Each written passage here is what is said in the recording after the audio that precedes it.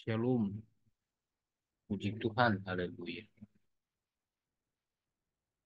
Kawan-kawan, hari ini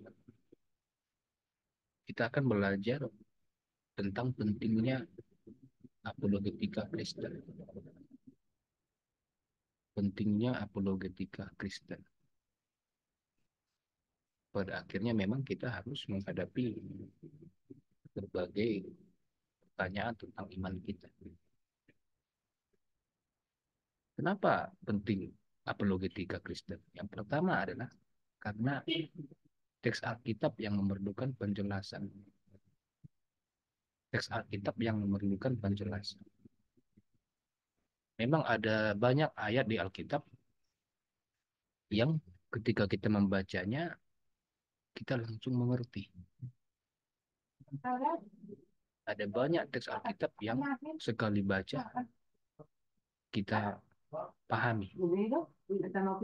Tetapi ternyata ada lebih banyak teks Alkitab yang sudah kita baca berulang-ulang, tetapi masih belum dapat kita pahami. Sudah kita baca berulang-ulang, masih sulit kita pahami. Sehingga memerlukan penjelasan yang lebih dalam. Entah itu dari perjanjian lama, entah itu dari perjanjian baru, entah itu ucapan para nabi di PL, entah itu ucapan Paulus di PB, entah itu ucapan Yesus. Maka diperlukan penjelasan demi penjelasan. Ada yang bertanya, Pak, apakah Yesus tidak mengetahui kapan kedatangannya yang kedua? Ada yang bertanya, Pak, apa maksud Petrus mengatakan bahwa Paulus menulis hal-hal yang suka? Ada yang bertanya, Pak, apa maksudnya pada mulanya Allah menciptakan langit dan bumi? Itu adalah teks-teks Alkitab yang memerlukan penjelasan lebih lanjut, termasuk kisah yang dalam perjanjian lama. Ada teks terjemahan yang mengatakan bahwa Tuhan menyesal. Ada teks terjemahan di perjanjian lama yang mengatakan bahwa Tuhan mengeraskan hati Firaun. Hal-hal yang sedemikian seringlah dikategorikan sebagai teks yang sulit. Maka kita orang Kristen perlu mempelajarinya dengan lebih dalam sehingga kita dapat menjelaskannya kemudian. Alasan yang kedua adalah fenomena yang perlu dijawab dari sudut iman Kristen. Maksudnya adalah di sekeliling kita ini kejadian-kejadian itu seringkali perlu dijawab dari sudut iman Kristen. Bagaimana iman Kristen menanggapi fenomena-fenomena itu? Misalnya, ada banjir, maka ditanya dari sudut iman Kristen, sebenarnya bagaimana banjir ini? Ada tsunami, ada yang kadang menyamakannya dengan air bah di zaman Nuh. Nah, iman Kristen dapat menanggapinya dan seringkali diminta untuk menanggapinya. Dan bagaimana dengan fenomena LGBT? Ada lesbian, ada gay, ada biseksual dan transgender. Bagaimana fenomena itu dijawab dari sudut iman Kristen? Bagaimana dengan orang yang bunuh diri? Bagaimana orang yang membunuh orang lain demi menyelamatkan dirinya karena terdesak? Bagaimana dengan orang yang menghabisi nyawa orang tuanya dengan sengaja, kematian yang menyenangkan, eutanasia? Bagaimana itu? Hal-hal yang sedemikian perlu dijawab dari sudut iman Kristen. Pertanyaan tentang iman Kristen dari warga gereja. Orang gereja itu kadang menanyakan hamba Tuhan, menanyakan pendeta. Dia kebingungan memahami soal doktrin Kristologi. Dia kebingungan memahami bagaimana Allah menjadi manusia. Maksudnya bagaimana Pak firman menjadi manusia?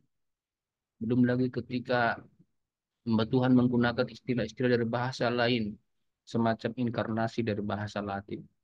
Nampaknya istilah inkarnasi itu begitu tidak cocok di Kristen. Ah, itu suka ditanya oleh kebanyakan warga gereja. Bagaimana Allah kita itu, Pak? Apakah Tritunggal itu berarti Allah kita lebih dari satu? Bagaimana kita memahami doktrin-doktrin itu, Pak? Apakah keselamatan betul hanya dalam Kristus? Jika demikian, bagaimana dengan orang yang tidak percaya Kristus? Bagaimana dengan menjalankan sakramen perjamuan kudus, Pak? Apakah semua orang bisa menerimanya? Apakah memang harus warga gereja? Apakah harus dibaptis dahulu dalam nama Bapa, Putra, Roh Kudus? Bagaimana dengan praktek-praktek bergereja, Pak? Bagaimana dengan penggunaan bahasa roh? Bagaimana dengan nubuat-nubuat? Bagaimana dengan mujizat? Orang Kristen menanyakan sejak zaman dulu begitu. Kenapa muncul teolog-teolog liberal yang mereka itu dari kalangan Kristen mempertanyakan tentang iman Kristen. Acap kali memang dibenturkan dengan logika. Bagaimana hal-hal yang supranatural dapat dijelaskan dengan yang rasional. Jangan kaget. Sekarang dari warga gereja itu para terpelajar, sarjana, magister, bahkan doktoral. Jangan-jangan di kalangan kita dalam jemaat yang kita layani ada profesor-profesor dalam bidang ilmunya masing-masing. Pertanyaan-pertanyaan tentang imannya. Yang terakhir, kita akan menghadapi serangan. Kali ini adalah serangan dari luar Kristen. Bukan hal yang tertutup. Ini hal yang terbuka. Sekarang apalagi di media sosial dapat diposting, dipublis berbagai serangan terhadap iman Kristen. Apalagi karena Alkitab yang kita pegang adalah Alkitab terjemahan, sehingga dalam bahasa Indonesia lebih mungkin dipahami orang, dibaca, dan kadang-kadang teks-teks itu dipotong, dipahami lepas dari konteksnya, ditafsirkan lepas dari konteksnya, sehingga hasilnya bertentangan dengan iman Kristen. Datang serangan-serangan itu. Ada orang Kristen mempertuhankan manusia. Wah, orang Kristen Allahnya banyak. Wah, orang Kristen Allahnya beranak. Ya, orang Kristen cabul dan sebagainya. Serangan-serangan bahkan hujatan dapat kita terima. Dalam Kristus kita menerima pengajaran tentang kasih. Maka menghadapi hal-hal sedemikian kita tidak lantas menyerang membabi buta atau mempertahankan iman kita pokoknya. Lalu kita menjadi beriman dengan buta. Tidak demikian orang Kristen, jangan beriman dengan buta. Sekalipun ada memang firman Tuhan yang mengatakan, percayalah sekalipun engkau tidak melihat. Tapi itu bukan ayat untuk membenarkan diri bagi kita. Seolah-olah kita dibenarkan beriman saja dengan buta. Malahan di ayat lain kita dituntut untuk apa? Engkau harus dapat mempertanggungjawabkan imanmu. Siap atau tidak siap? Harus dapat. Maka bagaimana caranya kita bisa bertahan terhadap serangan-serangan iman Kristen itu? Kita harus mempersiapkan diri dengan benteng yang teguh. Berbuat benteng, buat dasar. Siapkan senjata untuk menyerang balik. Itulah maksudnya bahwa seorang Kristen perlu memahami apologetika. Berjuanglah, pahamilah imanmu dengan benar, supaya engkau dapat bertahan setia sampai akhirnya. Puji Tuhan.